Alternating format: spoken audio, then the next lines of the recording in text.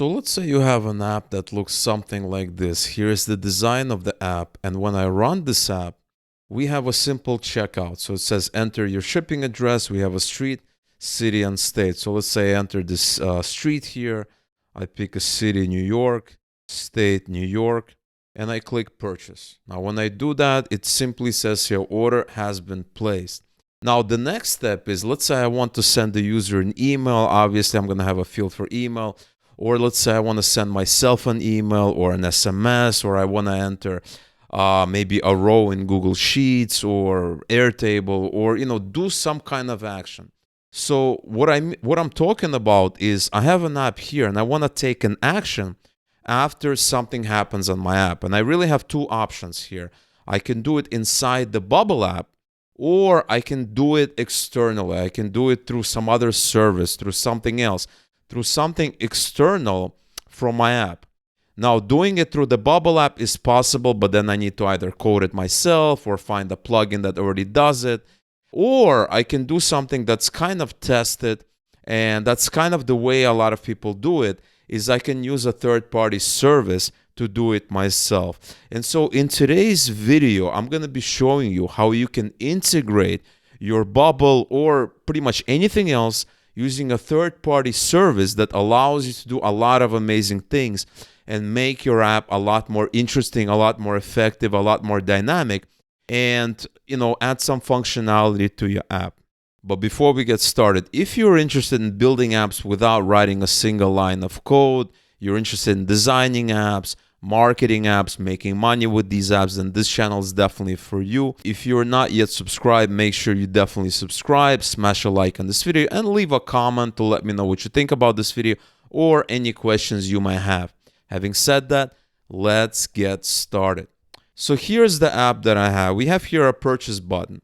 And if I double click on it, we have a workflow. So if I enter it, this workflow, all it does right now, it shows you the alert. So when you hit this button right here, you're going to have this alert. But we want to do something else. Let's say we want to maybe add a row in Google Sheets or send an email or anything like that.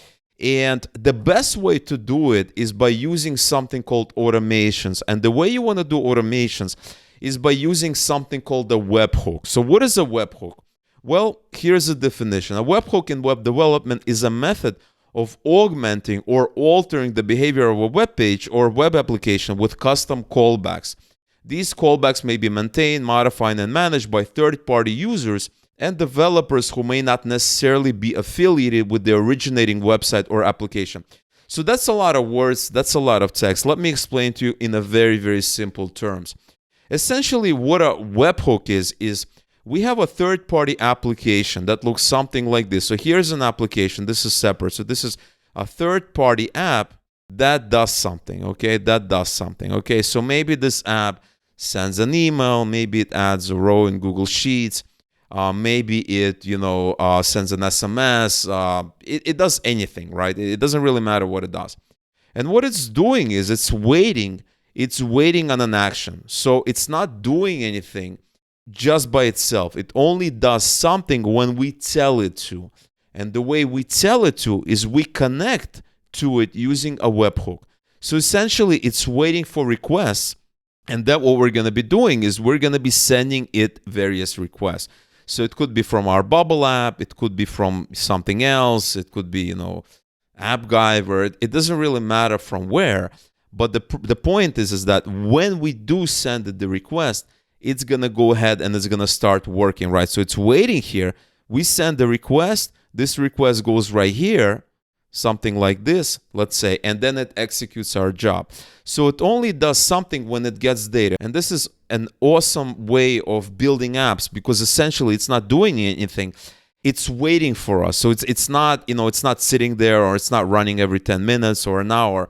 It only does work when we tell it to do work. So that makes it very, very efficient. And so in this video, I'm going to show you exactly what you need to do from Bubble, from the service we're going to be using, and how to configure these various services to work nicely together. So there are a lot of services that allow you to do this kind of automation, but we're going to be using one of my favorite services that makes it really, really easy. And this service is called Integromat. Now, I use Integromat for my own projects. I use it for my own testing. I use it for all kinds of things. And additionally, they have a very nice and very generous free plan, which means you could get started without entering your credit card details. So that makes it really, really easy to get going. So you can simply Google for Integromat. You're going to open it up here. And when you do so, you're going to see a screen that looks something like this. So let me go to the home page.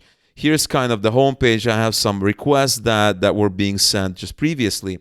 And once you're here, what you want to do is you want to click on create a new scenario. And we're going to be creating our job here first, and then we're going to be connecting a bubble up to it, okay? So once you create your new scenario, you're going to be on the screen like this. And essentially, this allows you to create an app. To create an app by joining services together and passing data from one service to another. This is a really, really great way of doing it. It's a great system of doing it. So what I'm going to do is I'm going to go in here. I'm going to click on favorites, and I'm going to search for webhook. Once I do that, I scroll down. There's a webhook, right? This kind of purplish kind of color. You want to click on that. And once you do that, you have more options. So you have a custom webhook and a mail hook, okay? So a webhook triggers when you connect to it, right? It's kind of like an app. It's like going online to a website. This is the same thing, except it's waiting for very, very specific data from a specific service. Regular people cannot go there. But we also have a mail hook. And a mail hook, it essentially gives you a mail address. And if you send mail to that address, it's going to trigger this workflow.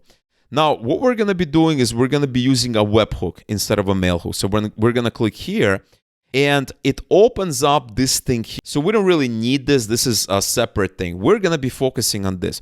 So if you right-click, you can do settings. And what you want to do is you want to click on it, and here it tells you to pick a webhook. Okay, so what we're going to be doing is we're going to hit add, and we're going to create a new webhook. So I'm just going to call it Bubble Webhook. And there's no IP restrictions or anything like that. We're going to hit save. And now it's using this Bubble webhook. And now it gives us a URL. Okay, we have a URL that we can connect to and send data. This is a very unique URL. Nobody really needs to know about it. It's only for us. And it's now listening for the data and will determine the data structure from the incoming data automatically. So we can send it a specially formatted data, and it's going to parse that data, and it's going to make that data available in a lot of these other connections, a lot of these other apps, and this tool supports a ton of apps. You can do amazing things with it. So now it's waiting for data. So now we need to go back to Bubble and configure things on Bubble's side. Okay, so I'm going to go back to Bubble, and we have this app. I'm going to go to my editor, and what I need to do first is I need to go into plugins, and I need to install the API plugin because we're going to be sending a request. So I'm going to hit add plugins. I'm going to type API, and we're going to select this first plugin here from Bubble, an official API connector. I'm going to hit install. Once I do that, I hit done, and I have this API connector. Okay, so what I'm going to do is I'm going to say add another API. I'm going to expand this first API call. And now I'm going to configure how we're actually going to be sending our data and making this API call to this Integromat webhook. So the first thing we need to do is we need to go back to Integromat, and we need to copy the address to the clipboard.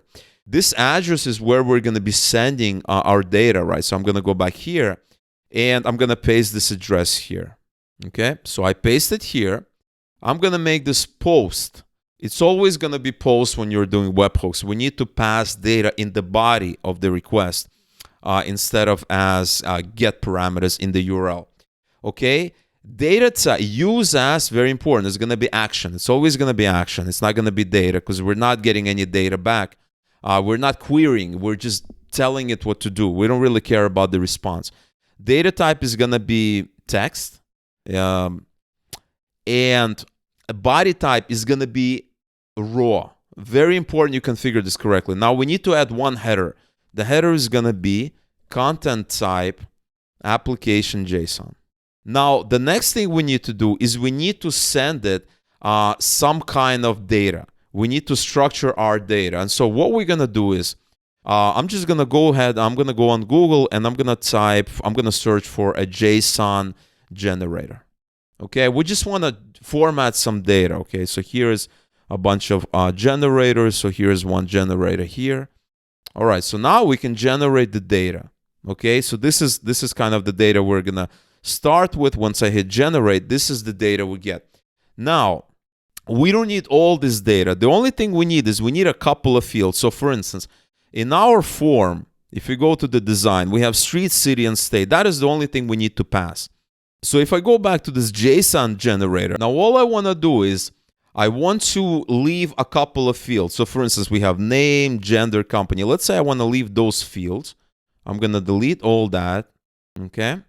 And what I want to do is I want to just generate this part. So if I hit generate, we have name, gender, company. And what I'm going to do is I'm going to copy this and I am going to go back to my bubble.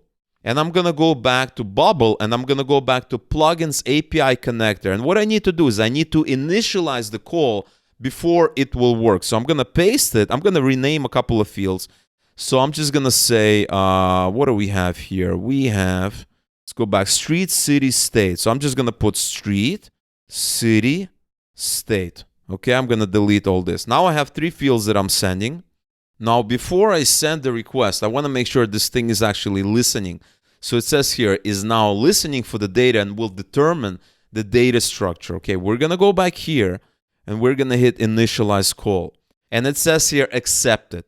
So now it got the data and hopefully this says successfully determined. Okay, we're going to hit OK. Now, if I hit run once, it's going to run this whole workflow and it's going to show us what kind of data we get. So we're going to go back here. We're going to do reinitialize call again. It says accepted. If we go back and we click on this, we see this is the data we got.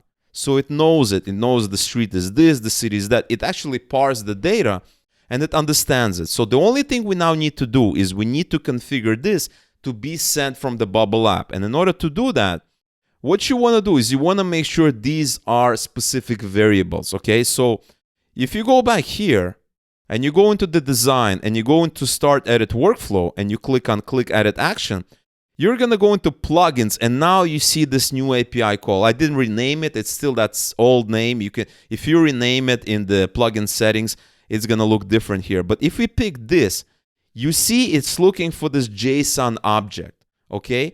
Now what we need to do is we need to make sure it inserts dynamic variables. And for that, we need to go back here and make sure that these are actually input labeled correctly. So I'm going to call this input street. I'm going to do input city. And this is going to be input state.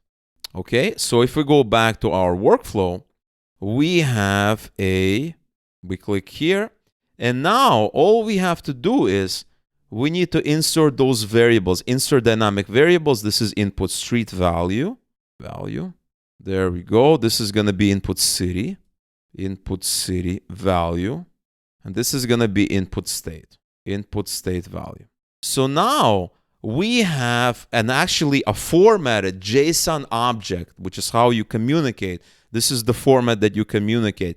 If you're going to be building any kind of apps that needs to communicate, send data, receive data, you better familiarize yourself with JSON because it's a very, very common way to format data. It makes it very, very easy to format any kind of data, no matter if it's very simple or complex.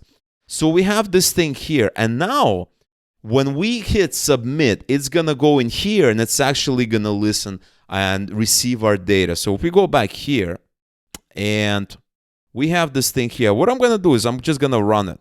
So now it's waiting for our request. It's actually waiting for the data. So if I run this app, this is my app. All right, let's compile our app here, so to speak. We got the app. Let's say the street is 123 50th Street. The city is Miami. State is Florida. We're going to hit purchase. Order has been placed. Now it's sending that request. So let's go back to our hook. We open this, and there you go. 123 50th Street, Miami, Florida. So it got the data. It parsed it. It knows what to do with it. So the hard part is done. We got it working together. The next part, this in my opinion is the coolest part. You can just hit another module here and you can just add any module. So let's say we want to add a Google Sheet. We have Google Sheets here. I'm going to go in here. I want to add a row to a Google Sheet. Okay, I have some sample Google Sheets that we can use for testing. I have my Google connection here. We're going to select a spreadsheet. I'm going to do test. And we're going to go in here and sheet 1. No headers. Column range A to Z. Okay. And now when we click, let's say we want to enter this data. This is the best part. If we click on this, it's all parsed. So for instance, in the first column, I can enter a street. In the second column, I can do city. And then I can do state. Okay, so if I hit OK, and it runs, it runs. And remember, this is going to run automatically, right? Just for testing, we're kind of running it manually. But this is going to run, this is going to be all on autopilot, right? I go back here, and I run this app again, right? So this is my app. So let's say I do something else just to make sure. Let's say it's going to be 1600 Pennsylvania Avenue, New York, let's say New York. I hit purchase, okay? It's executing that request to Integromat, and if we go back here, it ran. Look at this. It knows what to do, right? It has updated the data. It has the values. See, if you click on values, this is the input, and this is what it did. So it did exactly what we wanted it to do. And now I'm going to go into the spreadsheet and show you the data as a result. All right, so here's my Google Sheets. I'm going to open up the spreadsheet here, and here are the values. Here are the values. Now, the coolest part here is that you can do absolutely anything. I can right-click on this, and I can delete this module. So right now, it's not doing anything. We can send an email. I can just do send email. Actually, I'm going to search for Gmail. There's Gmail, and I could copy an email. I could send an email. I could send an email to myself. Send an email, and I can send it to myself, right? I can connect it. I have a recipient. I can send it to you. And the best part is that once we have the connection, we add a recipient, and any of these fields, we have the data available because it knows what the data structure is going to look like. If you go back to Bubble, and let's say we want to add a new field. Let's say we go to Design, and we want to add a new field. So I'm going to go ahead and add a new field. Fix it up a little bit. Okay, let's say I want to add an email. Okay, let's say we want to add another field.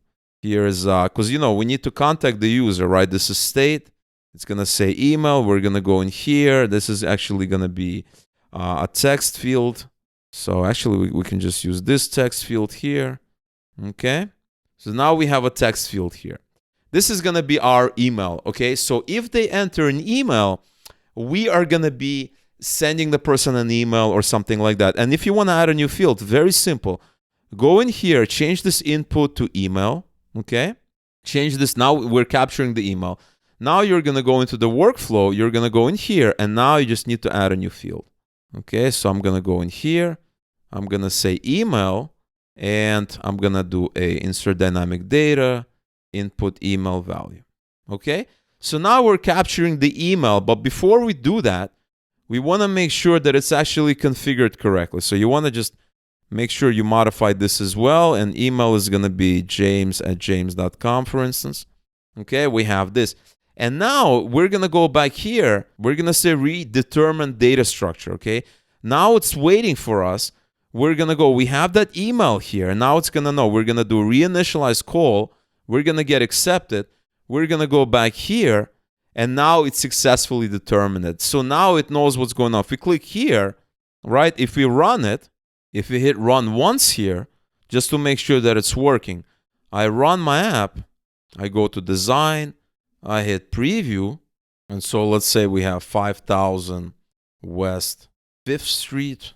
City is Los Angeles, state is California, james@james.com. We're going to hit purchase, and now it says order has been placed. It executed. Now, if we go back to our workflow, it looks like scenario was completed, finalized. So if we hit this thing, we see all the values. Now we see the email, the street, the city. And once you see that, you can just add another module. This could be Gmail, send an email. Once you connect it, you can just go to subject.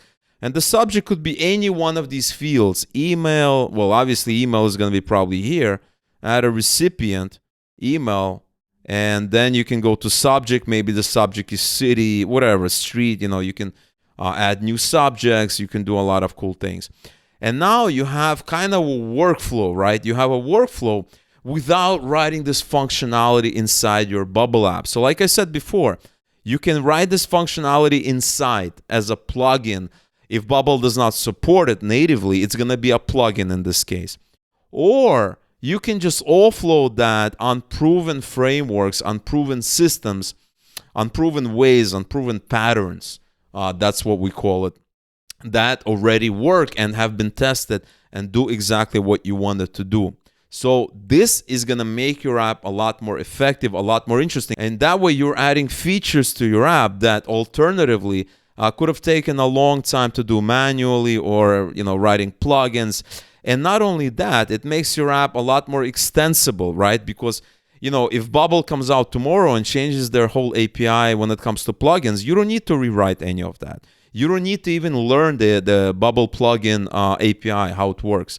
You don't need to learn any of that. You can just connect it with a third-party service that already works. And if the service changes something, you could just send this data to another service. And so that is what I wanted to cover today. I really, really hope you enjoyed it. If you enjoyed this video, I would highly appreciate if you can give it a big thumbs up. Let me know below what you think. If you have any comments or questions, I appreciate all kinds of feedback. And if you're not yet subscribed, definitely subscribe to this channel. This channel is exclusively about teaching you how to build any kind of app imaginable without writing a single line of code. So again, thank you so much for watching, and I'll see you in a future video.